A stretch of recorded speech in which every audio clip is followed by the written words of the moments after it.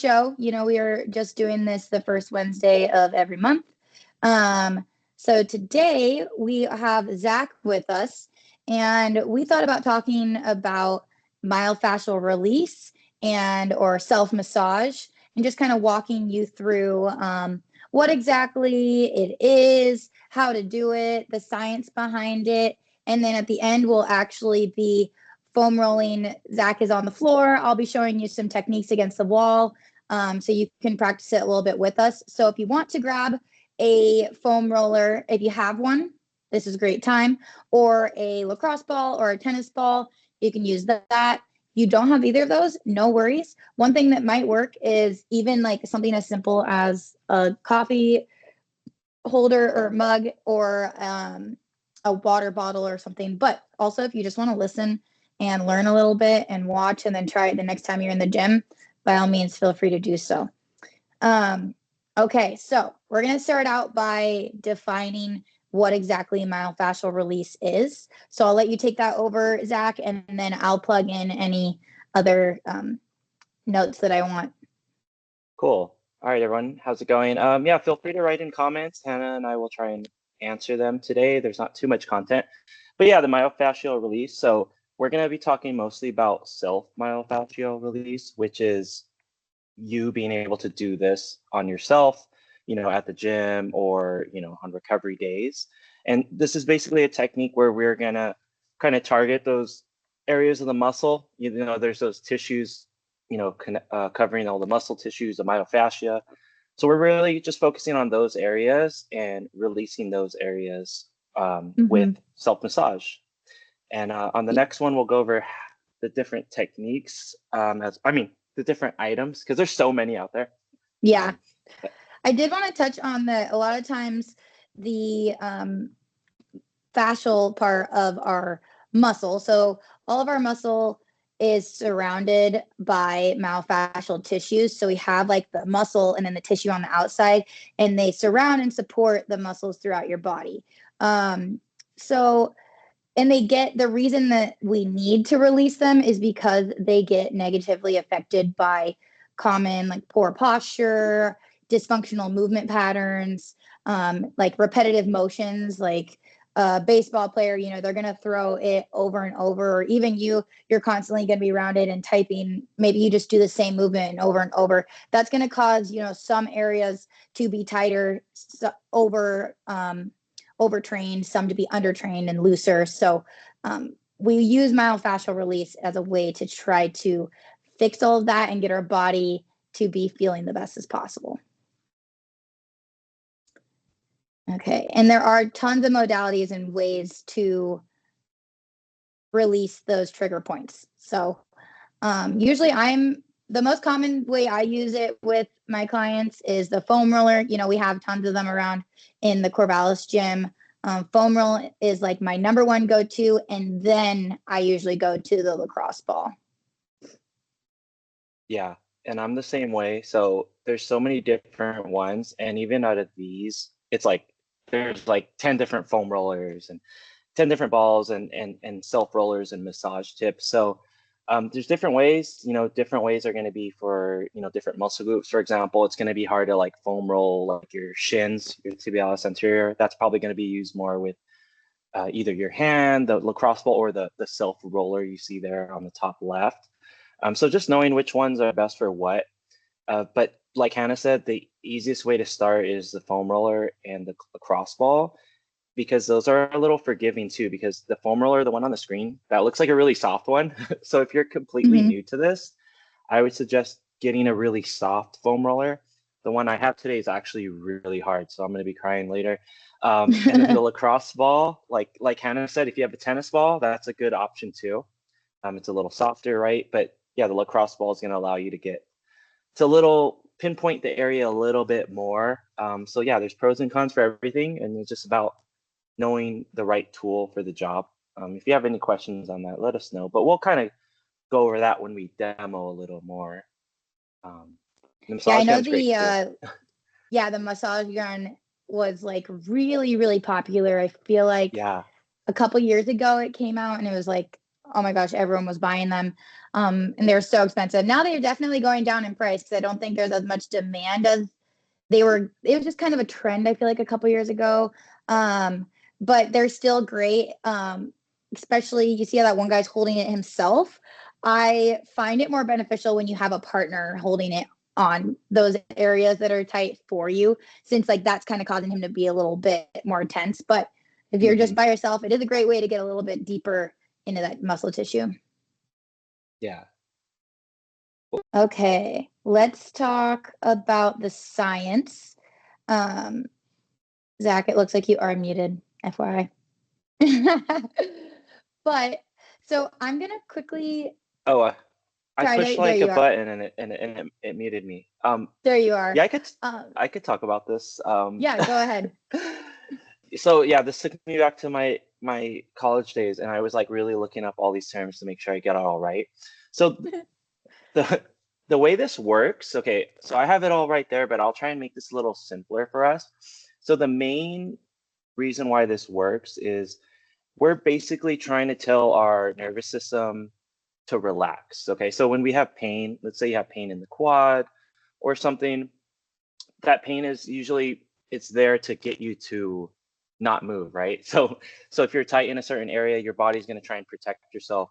It's going to tighten it, and the way the self massage works is that we are actually trying to send a signal that to our brain that it's okay, we can relax. So the way the foam rolling does that is we're going to kind of roll over those tender spots, right? And that's going to allow our muscle to relax. So we do this Mhm. with foam rolling, with massage guns. So if you ever have any of those like really like, or like if you're getting a massage in general, when a spot's really tender, and when you really work at it, eventually, right, you'll notice that, okay, the pain goes away and you're able to move a little bit better.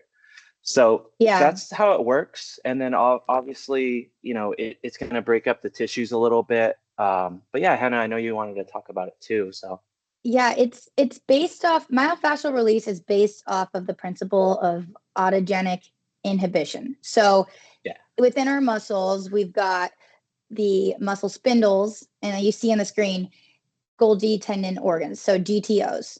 We have both of those. The muscle spindles cause the muscles to contract, and the GTOs kind of turn off the muscle spindle and cause the muscle fibers to like relax. So when we're foam rolling, like in simpler terms, the foam roller is going to, when it's pushing against the muscles, it's going to cause the GTOs to react more than the muscle spindles. And then it causes that lengthening, the relaxation, it causes the muscle fibers to stretch, a knot in your body kind of to more realign. Um, so hopefully that makes sense. I remember college learning about this. It was really, I was like, wait, what? I never knew this stuff happens within the muscle. It does. You don't need to know all that sciencey stuff, but just know there's these two things. One of them's causing it to get really tight, one's causing it to get loose. The rolling out triggers the GTOs that's going to make the body relax and feel better. So there really is deep science behind this working, not just like, oh, a massage feels so good and loosens it up. Like it actually triggers different things within the muscles in our neural system to react differently. Yeah. Well, thanks, Hannah. Okay. Yeah, Yeah. the autogenic inhibition, that was what I was like. I was like, oh, okay, I remember this. Yeah, right. I was like, this is a recap of a lot of days of school or weeks of school. Yeah, and so so after your foam roll, right, it's gonna allow you, it's gonna, send that signal that it's okay to have that range of motion. You're gonna be able to move a little bit better. And the benefits of that, right? So if we're tight in area and we foam roll or we do self massage, it's gonna give you all these benefits here. So the really common one that there's a bunch of studies supporting this is that, say you're foam rolling your hamstrings or your quadriceps, right? Those big leg muscles. After you're foam rolling them, you're going to be able to be a little bit more flexible in those areas. So that's a really instant kind of benefit that you're going to receive. The reduced soreness. So I didn't write the DOMs, but some of you that do strength training, you're doing your squats. and you're sore for a couple of days, the foam rolling is going to help reduce that pain a little bit for you as well. You're going to be able to feel more relaxed, right? Because you don't have that tense, you don't have the muscle spindles like trying to tell your muscles to stay tight, right? So you have that as well. And then by doing this as well, right? So if you're foam rolling, one side maybe is going to be tighter than the other, or maybe your hamstrings are way tighter than your quads. So this is going to allow you to kind of, even that out, that muscle imbalances. So yeah, these are kind of the basic benefits, and we'll talk a little bit more about it. But one thing I wanted to highlight before we get into, the actual foam rolling is that these benefits, I want you to look at them as the foam roll or the self massage is it's going to open up your range of motion temporarily, but it's our job to with stretching and especially strength training. That's what's going to keep you there, right? So the foam rolling, the mobility drills, that's going to open you up, but unless you address the strength and the weaknesses, because the pain it's a weakness, right? What's going to keep you from wanting to do this every day is if you open up yourself with the mobility and the foam rolling, and then you do some strength training with that new range of motion you have. And then that's going to allow you to feel better in the long run. Yeah, I'm really glad you pointed that out, because I mean, if all you can do is foam roll every day, that's better than nothing. But doing the foam roller, that's why, like, if you do a personal training session with any of the program managers on our team, we're all movement training specialists. So we have you usually do foam rolling as the very first thing. That's like you walk into the gym, we are foam rolling, then we're going to start our stretching, then we're going to go into our strength exercises and get work on using the better range of motion and keeping it there. So good point there, Zach. Yeah, and I think that's really important too, because even with like stretching and everything, it's really good. But if you really want to take that next step where you're actually improving in the long run, it's to add those drills after, those mobility, or you're able to squat deeper now. So now squat deeper, right? So that's the way I look at it. And we'll talk a little bit more of when to do this. I think that's actually next right now. Yeah. Is it? Okay, yeah. So this is kind of the big takeaway today. So because this is a common question I get all the time from clients is, when should I do this? How much time? And these protocols are written by kind of the personal training certifications that me and Hannah have. They're pretty similar. So it's usually going to say 30 to 90 seconds per muscle. You want to massage that area for that long.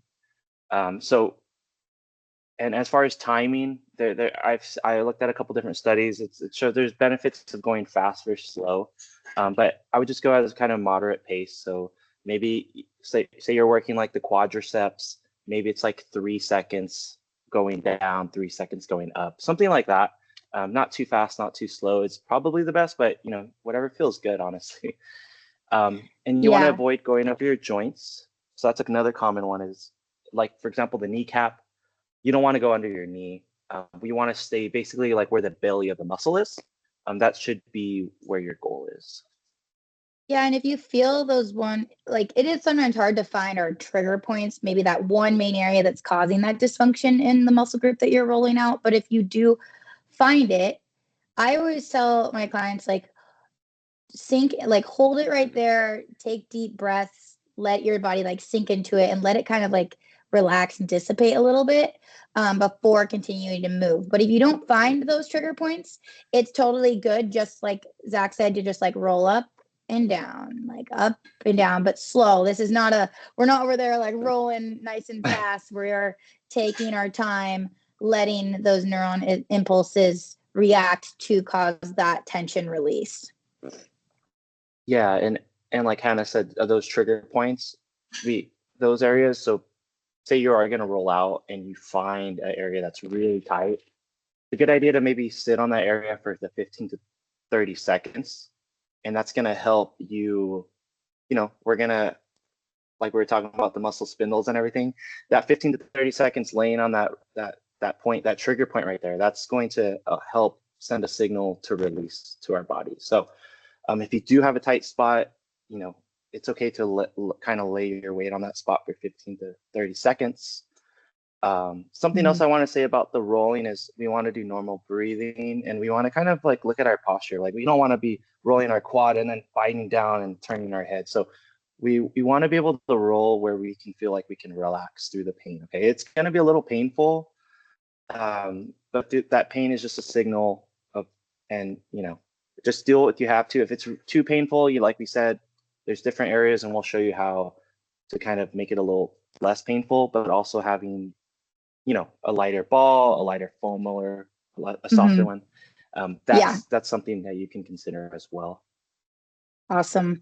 Sweet. So I think we can go ahead and have you start showing us Yeah, some of these ways to foam roll different regions. Usually, I have my clients usually start with like calves and work our way up. I'm not sure if Zach, you do the same, but kind of walk yeah. us through when you're wanting to get someone's lower body or upper body feeling good, what do you usually recommend?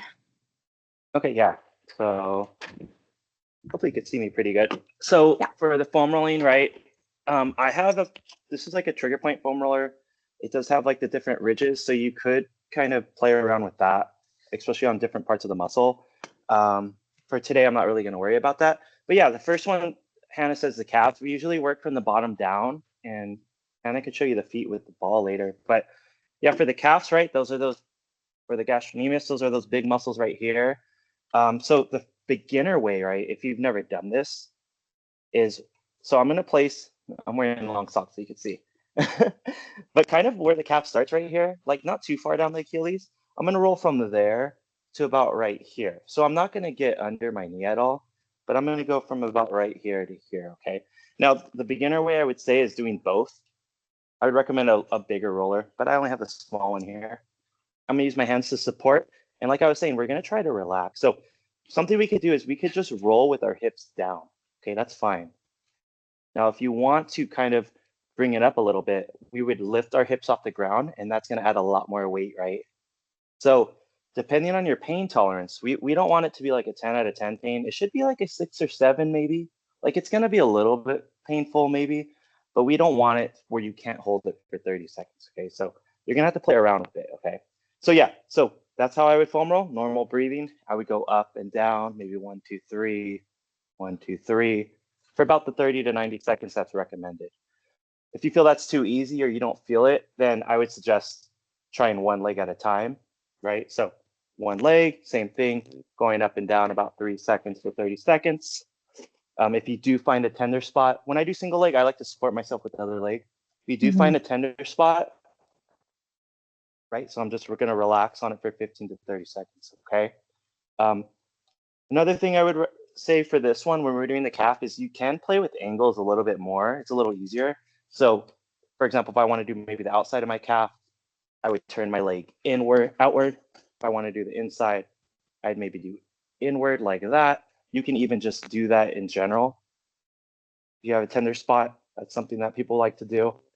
Um, but yeah, that's pretty much what I would start with the calves. And when these calves are tight, the ankle's tight, right? So this is a good Yeah. one for some of us that have bad squats or we feel like our heels come off the ground when we do deep squats. Maybe this is something you could try before your squat day. Um, Yeah, definitely. yeah, and I'll go ahead and show you the hamstring. So the hamstrings, that's that big muscle right here, right? So kind of like the calf, we don't want to really roll over the knee, right? So we're going to kind of stay on that belly of the muscle. So kind of where the glutes are to right here, right? So right before we hit those tendons, you could feel them. We want to roll like that. And this is going to be honestly, this one's really similar to the calves. So I wish I had a bigger foam roller, but level one kind of thing is both legs, maybe your hips are on the ground. Level two, maybe you lift off the ground, right? And then level three, or our regular, the standard would be a single leg, using this opposite leg to support, using my hands to support, maybe getting off the ground. And just like our calf, we can play with angles here. Okay, so you can play with angles here. But yeah, same kind of thing. So that's the calf, that's the hamstring, 30 to 90 seconds each one. If you find a tight spot, you're gonna hang out there for 15 to 30 seconds, right? All right, and then we'll flip it around. I'll show you the quads. So we're just focusing on kind of those big muscles. So the quads, right? That's these muscles right in front. So kind of want a couple inches above the knee to kind of, right where the hip flexors start. And for this one, it's honestly, it's really similar to those hamstrings. We're just flipped around, okay? So for these ones, I don't even need a mat, huh? Let me get rid of this. This is getting in my way. So for this one, right, it's kind of similar thing. So when I like to do this is I like to place that foam roller. I'm in my modified push-up position. I like to place that foam roller where I'm going to start. And then I have my hands under my shoulders for support. Now, if I'm foam rolling my left leg here, right? So we could do double legs, but I'll show you the single leg version. This other leg, I can even go into more of like a Spider-Man stance and use that leg to support, okay? And just going up and down, right? About 3 seconds or so up, 3 seconds or so down. If I want to maybe put more weight on it, I would maybe only go on my toe instead of my knee too. Really push my weight into it. If you're feeling really, really tight there, hang out in a spot for 15 to 30 seconds. There is other techniques. This one's kind of easy to show, but if you have a tender spot here, you could add like some movement. Like I'll do this if I have a really tender spot. I'm relaxing. Maybe I'll do this for 15, 30 seconds. Maybe I'll rotate inward and outward. Okay. You can get creative there. But yeah, but the idea is still the same, 30 to 90 seconds on the rolling. If you have a tender spot, you can kind of play with it. But yeah, this is a really good one because I know a lot of us have really tight hip flexors and the quadriceps kind of part of it too, right? So if we have really tight quads, that's going to add to it. I did want to Yeah. point out that a lot of times if you're currently foam rolling your legs right now, I want you to pay attention and see if you're feeling like you're tensing up your hamstrings or your quads, because your body's going to want to do that. So you think about that when you're rolling and try to feel yourself relax that muscle. Don't tense up, like relax, breathe, and then you're going to get the real true benefits. Initially, that trigger point, we're going to want to tense. So try to relax there. Yeah. And Just I like am so that. sore, so I should do this And more. if you do happen, I know that like supporting yourself on your wrists can be tough sometimes. You are welcome to like go into that plank on the forearms position and do those quads as well, or on your fists when you're lifting yourself up and doing your calves or your hamstrings. Yeah, and another help for some of us that maybe aren't as flexible like me, using yoga blocks as well. Like get 2 yoga blocks. It's gonna help you so much, I think, because now you're gonna have us like able to support your wrists a little bit more. But I would use those. Yeah, so that's the other ones. What other ones, Hannah, did we talk about? Was just the Let's have back you after this? do, yeah, let's have you do your IT? back and then, or Okay. IT band and back would be great. Okay, we're gonna do IT band. So this is the one that everyone's scared of. This is the outside, right? So kind of similar to the quad and hamstring, right? We're gonna just foam roll in this area, like where the muscle is, right? So we're not gonna go over this knee, and we're not gonna go over our socket here, okay? So we're gonna just kind of stay in between there. Now for our IT band, right? So we're gonna get in kind of a side plank position. So I'm gonna go ahead and place my foam roller above the knee already, and on my side plank position, if I'm rolling out this left leg, I'm gonna actually use my right leg for support. I will put it in front like that, okay? Now, from here, right, I'm going to actually use my hands and my elbow to kind of push, and then I'm gonna pull myself in like that. I have my foot off the ground, if you notice. If it's really tough, you could kind of drag it on the ground to take a little bit of weight off. But yeah, this one I think we'll all feel. Try to relax. Notice your head. Are you tensing up there? And this one I think we'll easily be able to be like, that's where it hurts. Like for me, this is where it hurts. Yeah. So I'm gonna try and just relax And notice that for he is 15 to 30 trying to make a seconds. straight line from his shoulder all the way down to his ankle. A lot of times I'll see people at like a bend at their hips right here. So you want to try Yeah. to have that straight body alignment there to really hit the IT band. And this is probably tight on 99% of you all on the call right now, because we are sitting in our Just chair not at Hannah. desk. We're sitting in our desk at work. We're driving. We're eating at the dinner table. When we're seated, this IT band tends to get pretty tight. Yeah, and if you're foam rolling, you can go ahead and try the other side. We can just keep talking a little bit more. But yeah, this is a really good one for some of us that have maybe some type of knee pain. Sometimes could be an issue. the tight IT band. So this is going to help out a lot. When I had a knee injury in PT, they had me doing this every time before I did my exercises. So, and I even noticed it too. And you should take note when you're doing this, which side's tighter. Like for me, my left side hurt way more. This one, I feel like I could do this all day. So just be Yeah, in mind. I think that has to do a lot with common like dominant legs. If you sit and you cross Mm-hmm. one leg over the other a lot of the day, or you sleep with one leg out to the side, doing that regularly is kind of that repetitive movement pattern that we talked about earlier that can cause the dysfunction in the sides. And that's why one side might be more painful than the other. Yeah. So IT band, yeah, that's a really good one. And if that one does hurt you, there is ways to do it with the foam roller against the wall. And if you still can't do it, you could even just self massage with the roller Mm-hmm. pushing down on your side. You can get creative here. But once you're able to put your weight on it, you're gonna feel that one. Okay, so I'll show you one more before Hannah takes over. So we're gonna talk about the back, but when we foam roll the back, we're just gonna talk about like the upper back. So we're kind of foam rolling. We're staying away from the curvature here. So when I do it, I'm gonna place kind of in my mid back here. So that's my starting point. So I'm not gonna really get lower than this. And when I'm doing this, right, I'm gonna bridge my hips up. I'm gonna try and relax my head. Now there's a couple ways you can support your head here. Something I like to do is I like to kind of cross my arms or even open them. I just feel like I get a little bit deeper massage that way. But yeah, for this one, right, I'm going to bridge up. I'll show you the head supported version. And I'm just using my legs to roll back and forth. I'm going from my mid back, so basically before the rounding starts. And I'm going to go all the way to my shoulder blades, okay?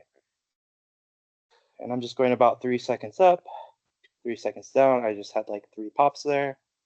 And That's the that's best about feeling. yeah, this one feels really good. And for a lot of us, right, we have tight shoulders, tight backs. You're going to really like this one. This one will always get the cracks done. I'll show you another one real quick, actually. So this is the lat. The reason why I want to show this one, I forgot about this one, is just because a lot of us have tight shoulders. And before we do our stretches, this might be a good technique to do to kind of loosen that area. So the lat is that muscle right here, right? That wing muscle. For this one, it's going to be a little bit, just a little movement. So I'm just kind of in my side plank, and I'm just going to use my hand here to kind of roll back and forth. This one's a really small movement. Let's make sure we're not rolling over the ribs. I actually had a friend that like broke his rib doing this. Oh my gosh. But he was like a big, strong guy. Don't So be he was scared. just like, yeah, but for this one, it's just a little movement. It's literally just like a couple inches, right? And if you don't feel comfortable rolling, just relax in there. You can relax. That works as well. Okay. I wanted to just show that one because this is a really common problem for a lot of us. Is we have tight shoulders, and this is just a way that's going to help you by releasing those lats, and you can get a little bit deeper with the ball, which Hannah will show you. But yeah, if you have any questions about the foam roll part, let me know. But those were the most common foam rolling. And if you're just a beginner, I would suggest doing all those before your stretches or as a recovery day. Okay, I know that we're at time, team, but I'm going to quickly show you just using the ball on the wall because a lot of us have really tight traps. So you're going to look above where my gnarly tan lines are. That's going to be our trap all the way connecting to our neck, all the way down along the middle of our spine. I can't even reach. And down, a lot of times that upper trap is really tight. So we take one of these balls, press against the wall. I'm going to have you actually reach across with that arm so it opens it up. And you're just going to easily roll around. Like I have a big unhappy knot right there. And I just like to press into that, breathe, move a little bit. I'll even feel some like movement in there from that knot breaking up a little bit. This one, if you have tight traps, you do this multiple times a day. That's going to help you relieve it. Even maybe if they're not too bad, you could do it just like one time a day. But I do find a lot of relief in this one. And then you could go lower on your back on that wall. But again, you have to be really careful that you're not trying to put it right on the bone. You want to find those muscle bellies and spots where there is some tension. Lastly, with the ball, because a lot of us do have feet and ankle problems, I'm going to set this down like right here. You're going to actually you can do this standing at your desk or anytime. You can just roll the bottom of that foot, find those tight, tender spots, like that inner side of my big toe is like really hurting right there. So that's a good way to use the ball. And then just like what a lot of the movements that Zach was just doing, you could do with the ball as well. So sit on your butt, put the ball underneath your calf, roll up and down. I will tell you the ball is a lot more intense. There's less surface area, so it's really going to find those knots and unhappy spots. I would start with the foam roller, but if all you got is a tennis ball or a lacrosse ball at home, give it a shot. Maybe it'll still relieve some tension for you and help you feel better. Cool. Awesome. Okay. Well, thank you, team. I know we're over time. Thanks for sticking a little bit longer. We hope this was helpful. Feel free to reach out to Zach or me or any of the other program managers at your site. And if you have more questions about foam rolling, and hopefully you'll start to implement this into your regular health and wellness routine. Cool. Thanks for joining us, Zach. Awesome. Yep. Thanks, everyone. Thanks, team.